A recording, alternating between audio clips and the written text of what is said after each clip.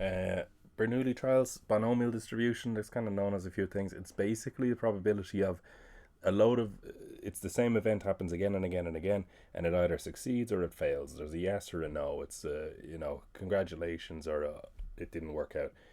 Um, it can't be more than that. It can't be like, well, this could happen or this could happen. Or, technically speaking, some other third thing could happen. It can't be that. It can only be two options. Um, and you need to know kind of the probability of it all, and of the success and the probability of a fail. You need to know how many times it's happened and how many successes you want out of the like that many attempts. Um, and I think this was a decent question. I think I just had a quick look at it. We'll see what it's like. But it's from 2023. Yeah, 2023. It is a paper two stuff. I haven't been really mentioning that when I'm making this stuff, but hopefully you all know that by now anyway. A circular spinner, and they use these spinners because they nobody really likes them, but I don't think, but it's more so because everybody's coming at them from the same point of view. Nobody goes in knowing what this spinner looks like, so everyone goes in, comes out with the exact same amount of information. They used to use deck of cards, but that's problematic because some people don't know what a deck of cards looks like. So the circular spinner is 12 sectors as follows: 5 for €6, 3 for 9, and then the rest are labelled 0. Um, so what is it? There's 12 altogether, I think. So it's 4 that are 0. Yup. Yeah, okay. So, it's a 4. In the game, the spinner is spun once. The spinner is equally likely to land on each sector. The player gets the amount of money shown on the sector that the spinner lands on. So, in the diagram at the moment, it looks like the person won €9, right? So, if you want to play, I'll tell you what. First off, I'm going to write down the formula. It's on page 30. I should know this. 34 of the log tables. It's the first page of probability, and it's written as binomial distribution. It's also known as Bernoulli trials, but it's written as binomial distribution. And this, for some people write n choose or slightly different. They might write it like that. Some people write it like this. These three things are all the same thing. But that's what you'll see in the log tables. Now, the thing about this first question is you don't actually use it because, and I deliberately picked this because I need people to see, it's one of those things where if I can show you what's wrong with this one, you might know what's right with the other ones. You might know why not to use it. By telling you why not to use it here, you might know when to use it. Here it says work out the probability that Fiona gets €6, then €9, then €6 the first 3 times she plays. That's a very specific scenario. It would be €6. Now I know this is slightly different because there are 3 options to this, and I'll explain what I'm talking about in a second. Why that's slightly different. So it's the €6 for the first time, 9 for the second, and then 6 for the third. So this isn't as good as an example as I thought, but basically I'll reference one in a second, I suppose, actually.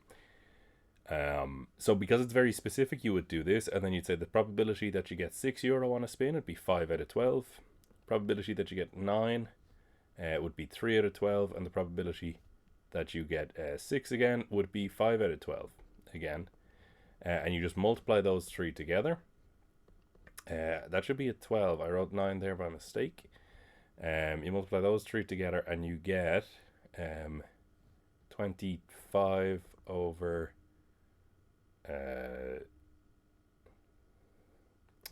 I can do that. 1, 4, 4 times 4, 5,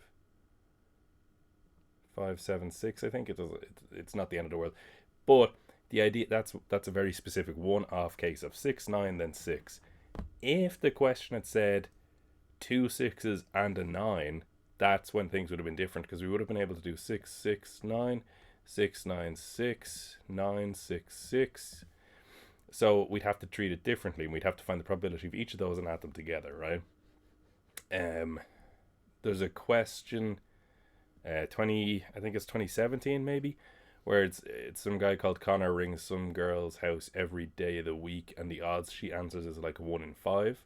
And the first question, and it caught people out, is the first question said, what's the probability that she answers the phone on the 2nd, 4th, and 6th day out of the 7 days that he rings?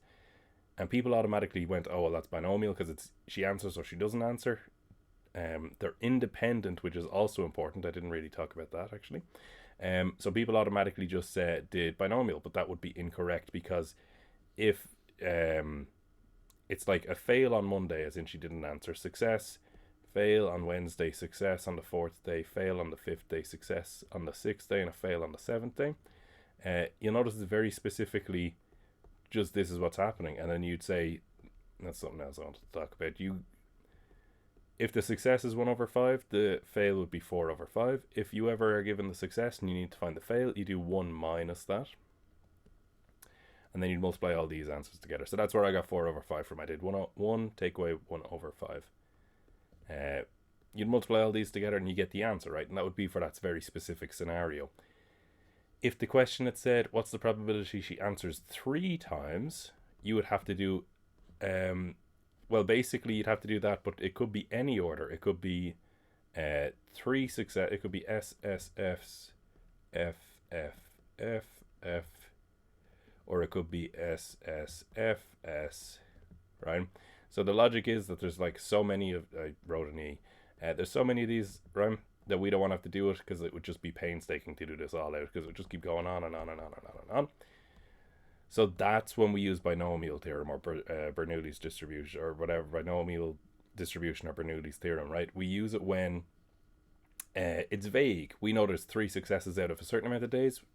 That means we do binomials instead of doing this shit. If we know very specifically which 3 days it is, you do it like we did the previous question up here. That's how we do it, right? But if they leave it vague, we have to do this. So for example, if the question had said the probability of 3, the way we would answer it is, and I know it's weird because I've jumped into this other question. I'm really sorry that I've kind of jumped from that one. Ignore, don't connect the two straight away, because I'm going to go to here, and that's like part B to this one. I'm sorry, but here it was very specifically the 2nd, 4th, and 6th days. 2nd, 4th, and 6th days. But imagine they had just said, like over here, just any 3 days. Could be the 1st, 2nd, 3rd. Could be 1st, 2nd, 4th. Could be 1st, 2nd, 5th. 1st, you know, and it would just keep going. That's when we'd use Bernoulli's. So what we would do is we'd say there's 7 days in total. So that's what goes at the top. There's 3 successes. That's what goes in here. Probability of a success would be 1 over 5. That goes to the power of however many successes there are. So that was 3. So she answered the phone 3 times. So it would be 1 over 5 to the power of 3. She didn't answer the phone. That's 4 over 5. 4 times. So that would be the power of 4. And you just type that into your calculator. NCOR is what you'd use for this on your calculator, right? And it's, so you type 7C3. It's on like the multiply or divide button. I can't remember. But that's how you would do it. So just to delineate between the left-hand side in this squiggly box thing here, very specific scenario, don't use Bernoulli's. The right-hand side, vague scenario of 3 out of 7, you do use Bernoulli's, right? And I was kind of hoping that would be a bit more obvious here, but I didn't realize, of course, that there was the 3 options here, so it was slightly different, because then you definitely couldn't do Bernoulli's. I mentioned about how if you want to get the probability of a fail, you do 1 minus the probability of a success, because don't forget 1 is like 100% in the maths world. And independent, it's key that these things are all independent. For example, if they did one year and it was really bad, but I don't think they should do it again. But they said, oh, Mary takes like 8 shots on goal. The odds that she scores the first one is 70%. But if she misses the first one, her confidence is so rocked that her probability for the next one is like 60%. And it was so annoying that they tried to do that. But the logic would be there is you can't use Bernoulli's, or you can't multiply the shit together, because they're not independent. You can only do Bernoulli's if it's independent, right? So in this scenario, in the one I've just done, the one where Connor keeps ringing Kira in 2017, I think it was, yep. They're independent, because apparently whether she answered the phone one day didn't affect whether she was going to answer it or not the next day. In the example up here, they're independent, because no matter if she gets a 9 on the first spin, it doesn't affect whether she's going to get a 9 or not on the second spin. So that's fine. I want to highlight this question over here. Rowan also plays the game a number of times. Find the probability that he gets €9 for the third time on the 8th time that he plays the game, right? Now that sounds very strange, but that just means that if there were 8 attempts, right, on the 8th one, he gets €9. And in the first 1 to 7, right, in 1 to 7, he gets two €9, right? So he must get two €9 and then 5 not €9. I know that's like a weird way to say it, but that's literally the truth of it, right? So we know that it's two, because if this one is the third €9, this is the third €9, the first two must have appeared in here somewhere. We don't know where exactly. It could be 9 blah blah blah, like 9 not 9 not 9 not 9 not 9. It could be 9 not 9 9. It could be any order, right? That in the first 7 he must have gotten €9 twice, because then on the 8th time they're saying, what if he gets €9 for the third time? I don't like the way they wrote it, where they wrote in for the third time for the 8th time, but they'll do that to you. So if you're gonna get 9 for the third time, it must have meant he's already gotten it twice. How about that? We'll say it that way. And that means that if he got it twice already in the first 7, it must be that there were 2 S's and 5 F's, if you follow me. 2 successes and 5 F's in here, but we don't know the order they're in. And we have to accommodate technically all of the orders anyway. It's not that there is one specific order. We just have to say what's the probability of any of the orders happening. Again, that means Bernoulli's. So what we're going to have to remember is we're going to do Bernoulli's here, right? So we're going to do this formula again. We're going to do n choose or. We're going to do p to the power of or. We're going to do q to the power of n minus or.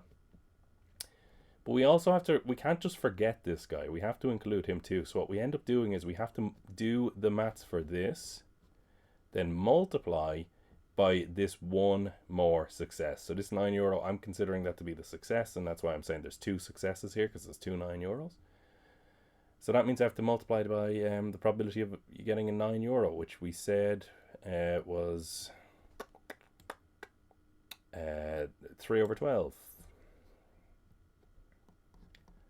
Right, so that's kind of an extra bit tacked on at the end. We're going to focus more so on this guy, but then also just remember he is still chilling on the outside, the by 3 over 12. So here, again though, this bit in the Bernoulli's only counts for this bit. We do not care about the third €9 that is on the 8th time. So what we're going to do is we're going to say 7, 2, right? Because we're saying that the first 7 attempts, they must have gotten €9 twice. Then we're going to say the probability of getting that €9 was 3 over 12. And because it happened twice, we're going to put it to the power of 2.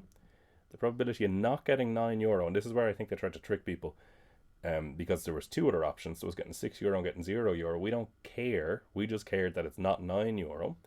So the probability of getting not €9 is 9 over 12. Now, we don't care whether they were zeros or 6. We do not care. We just care that they're not €9. And in the first 7 times, if they got 9 twice, that means they didn't get 9 5 times.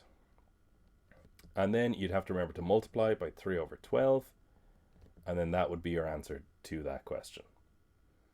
Yep, that's that one. I think that's kind of like the big idea of Bernoulli's. I know I mixed the two together.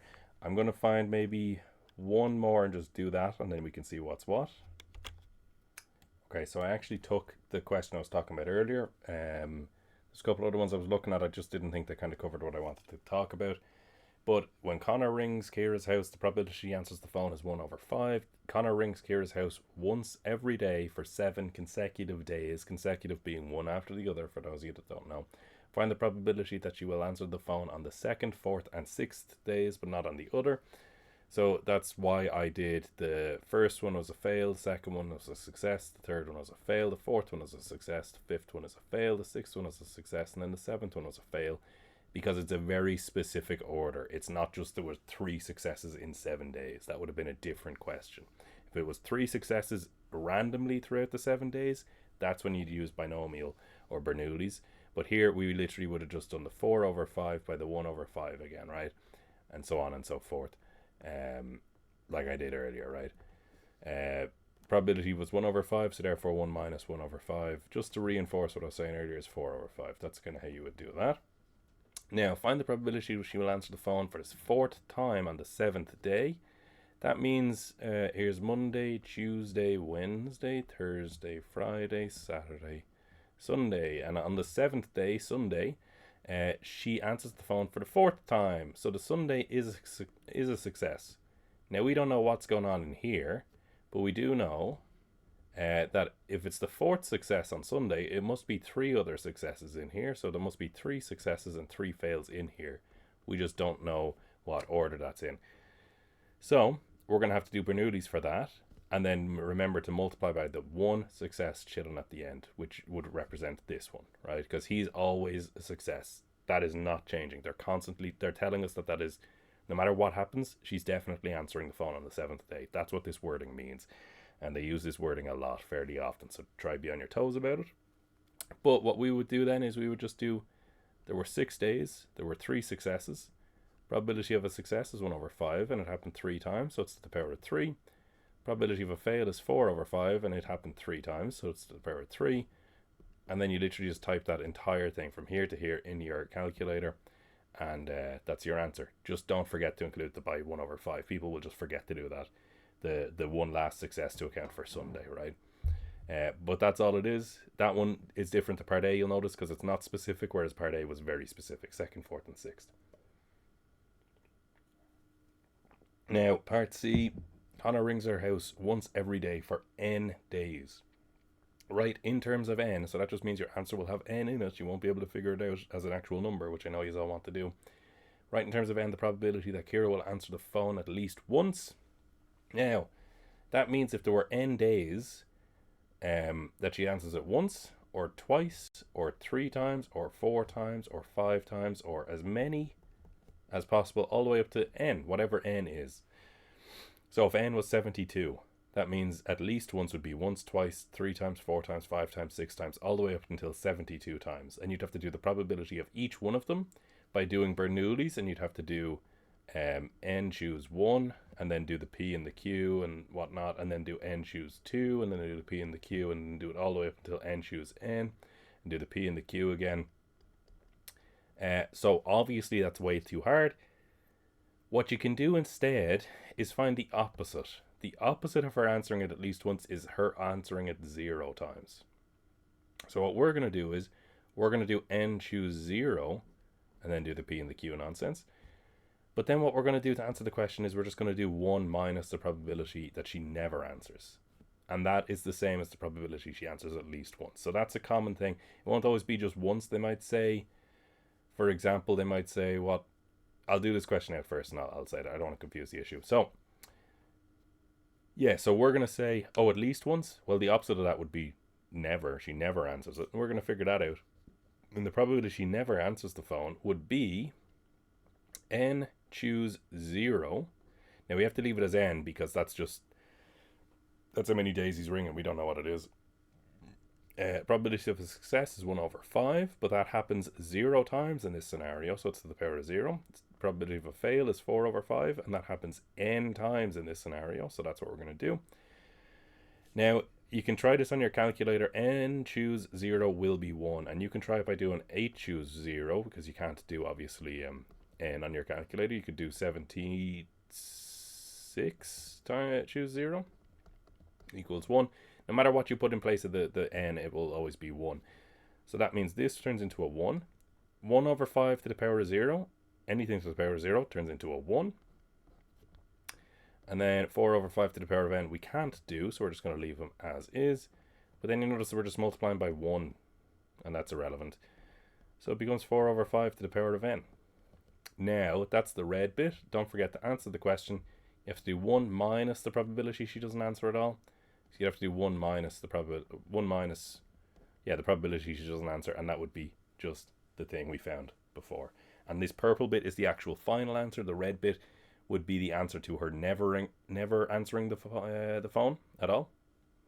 And then the purple bit is 1 minus. That would tell us the probability she definitely answers at least 1 time. It could be once, twice, 3 times, 4 times.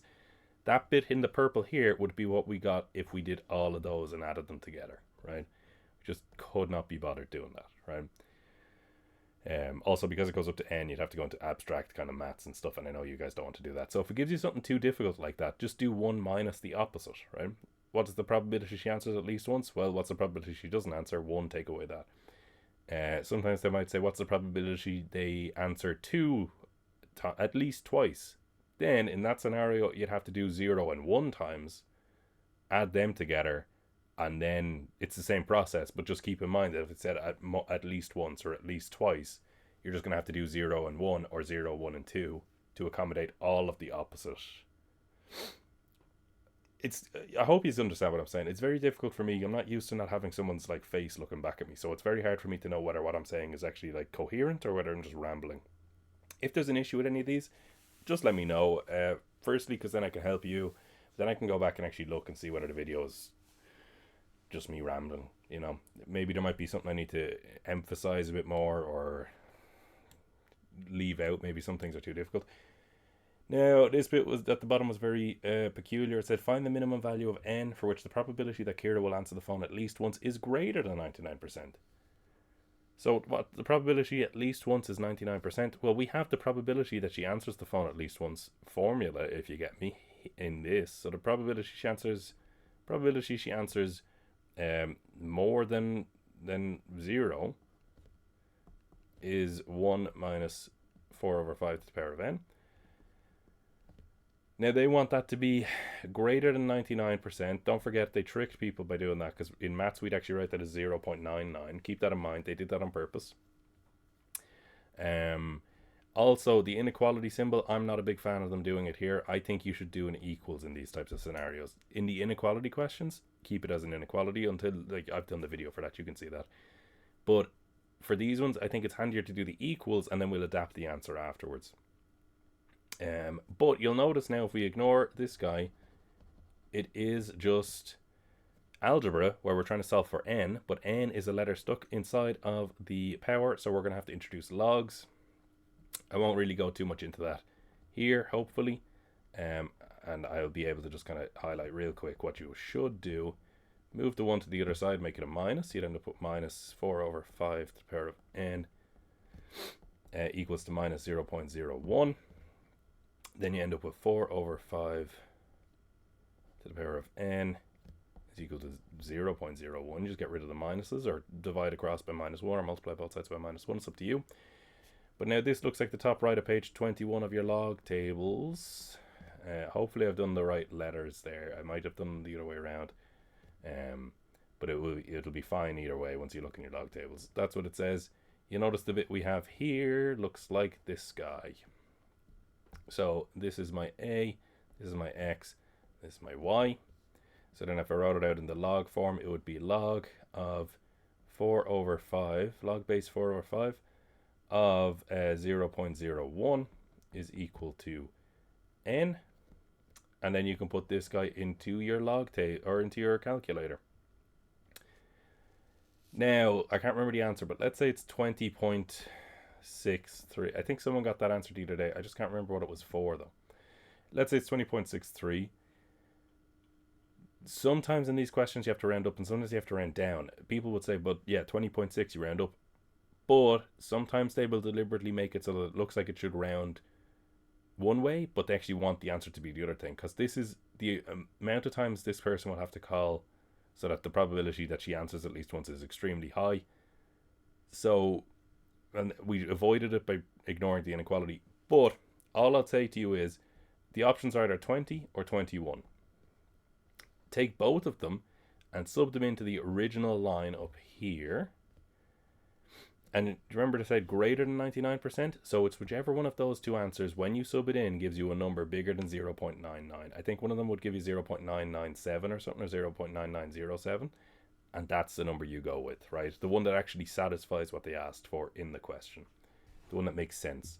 I think in this one it was the 21, or the bigger number. Again, I don't know if these are the right numbers, but the bigger number. Okay, there's one more I kind of want to talk about, I think. I'm going to pause again. Okay, so this one is about Joe doing his driving test.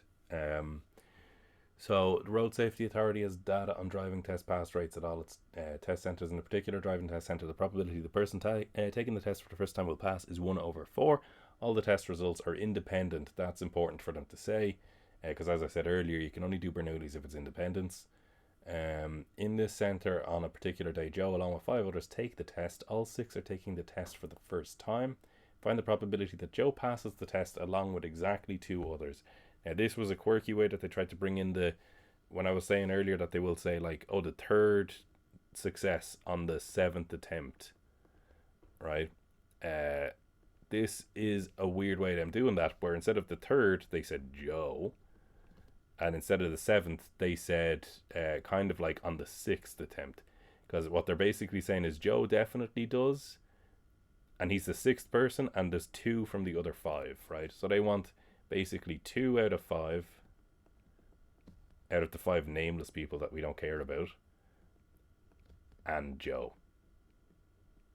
And if you look at the way they worded it, you can kind of tell that's what they wanted. It's kind of slimy the way they did it. But it says, what's the probability that Joe passes? So Joe definitely passes. So that's why he's like excluded from the variability part. He's just kind of like definitely solidly there. And 2 others out of the 5 others. So that's why it's 2 out of 5. We just do Bernoulli's for these lads. 5, choose 2. Probability of a pass was 1/4. We want 2 of these 5 to pass, so that's going to be a probability of 2 of the success then. Fail was 3/4, and 3 of them are going to fail, so we're going to say probability of 3. Then we have to multiply by Joe, and don't forget Joe also has a probability of 1/4 of passing. And you would do that, and that would be your answer there. I'm not going to do it if that's okay. You guys all have calculators, you can just slap it down. The reason why I brought this one up is because this bit was super interesting. Because it says the overall pass rate for all other drivers at the centre is 1/2, whether it's their first attempt or a subsequent attempt. Subsequent just meaning after just another one. On a particular day, n people, they used n again and this fucked people up, n people take the test in this centre. The probability that 2 people or less than 2 people pass the test can be written in this form. So 2 people or less than 2 people. So that's the probability that 2 people, the probability that 1 person, the probability that 0 people pass the test, right, altogether. Because that's 2 people or less than 2. They're saying that the formula there, if you add those probabilities together, you'd get something that looks like this, but obviously they didn't tell us what A, B, and C were, and they kind of said, what would A, B, and C be? Well, we're going to find the probability for each of these and figure out what's what. So let's do the probability that 0 people pass. It's 0 out of n. So that means we have to do n choose 0. Probability of a pass, now this is where it got different, right? The probability of a pass is 1/2, and we want 0 passers here. Probability of a fail is 1/2, and we want n passers. If you get passees, you know what I'm saying. Probability of 1 would be a similar kind of idea, but it would be n choose 1. Be 1/2 to the power of 1 because there's 1 success. And then now this might upset people, n minus 1. Because there is, if you follow the formula of q to the power of n minus or, it'd be n minus 1, right? But it's because, we'll stick with that for now, it's fine. Probability of 2 people passing would be n choose 2. And it'd be 1/2 to the power of 2, be 1/2 to the power of n minus 2 for the same reason. Just following the formula, what it says. The thing is, instead of n, there's no number, so you just have to leave it as n. The or has been replaced with a 2. And what we're saying is we should be able to add these 3 different things together because it's this scenario or this scenario or this scenario. And don't forget, or means addition and means multiplication. Or means addition. Now, n choose 0, as I said earlier, is just 1. Anything to the power of 0 is also 1. And as we saw, multiplied by 1 is irrelevant. So this just basically stays as 1/2 to the power of n. Now, this one, try this one again on your calculator, but instead of n, just pick different numbers. You notice if you try 7 choose 1, you would get 7. If you chose 22 choose 1, you'd get 22. So if you do n choose 1, it must just be n.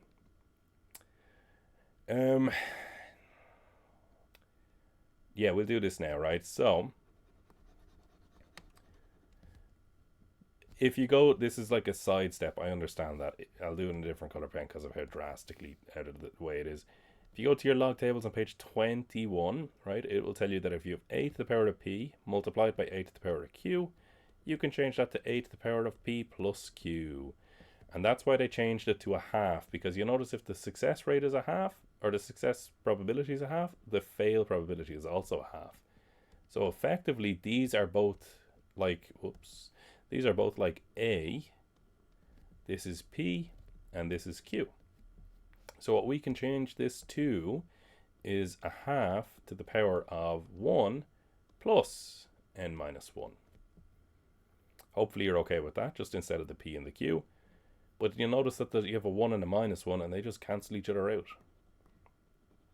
So you're just left with half to the power of n. That works. I'm going to just skip the n, choose 2 bit for a second, because that works over here in the same kind of similar way. Because you'd end up with a half to the power of 2 plus n minus 2. But again, the 2's cancel out, and you're just left with n again. So that's okay. That's not too bad. You might not like how we got there, but you notice they all have a half to the power of n. So that's not too bad. They all have common terms. I'll write it out again. I know I've made a mess of it. But there's one more thing I haven't done. And it's this guy. And he caused stress. Because how do you do n choose 2? You can't really reliably find a pattern if you keep guessing numbers in place of n. Like earlier I said do 7 choose 1 and 22 choose 1. It'll always be the number on the top. But if you do 7 choose 2, what would you get? Like 14 maybe? I can't remember. But look, doesn't matter, because what we're going to do is we're going to look at the formula for it. Now, n choose or has a formula that's on page 20 of your log tables, and it is n factorial over or factorial multiplied by n minus or factorial, I think. But then n choose 2 would be n factorial over 2 factorial n minus 2 factorial. Now, 2 factorial, if you put that in your calculator, which you can do because it's just numbers in a mathematical term and your calculator can do that, you'll notice that 2 factorial is just 2. So we're just going to end up dividing by 2 here, which is fine. But n factorial, don't forget, I won't get too deep into this. N factorial means n multiplied by all the numbers smaller than it. So the number smaller than n would be n minus 1, for example. The number smaller than that would be n minus 2. And the number smaller than that would be n minus 3. And it just keeps going, right? This would be n minus 4. And it'll just keep going all the way down to 1. Now, I did the dot, dot, dot because we don't know how many spaces there actually should be. So the dot, dot, dot just insinuates you're kind of saying, look, there's something here. We just don't know what it is. That's what n factorial is. N minus 2 factorial. Wait, maybe I should stress. So in the n factorial, it's n times n minus 1. Because 6 factorial would be 6 times 5 times 4 times 3 times 2 times 1. And if we kind of relate that back to, we could really technically write that as 6 times 6 minus 1 times 6 minus 2 times 6 minus 3. You know where I'm going with this. Again, all the way down to 1. Because that's what 5 is 6 minus 1, and 4 is 6 minus 2, and 3 is 6 minus 3. The difference is, obviously, if it was real numbers and you wrote it like that, people would think you're crazy. Because obviously this way is so much quicker. But in our example down here, we have an n, so we can't actually figure it out, so we're just going to have to leave it like that. But by the same logic that I did for the n factorial, n minus 2 factorial would be n minus 2 multiplied by n minus 3, because that is one smaller, and then n minus 4, and again all the way down to 1. But the thing is, if we put that as a fraction then, you'll notice, hopefully you can still see that, I know it's a bit weird, the 1 cancels with the 1, all of this shit cancels with all of this shit, the n minus 4 cancels with the n minus 4, the n minus 3 cancels with the n minus 3, the n minus 2 cancels with the n minus 2, and all we're left with on the top of the fraction is n times n minus 1. Now there is still something on the bottom. Don't forget this 2 factorial that we had. So there is still a 2 on the bottom.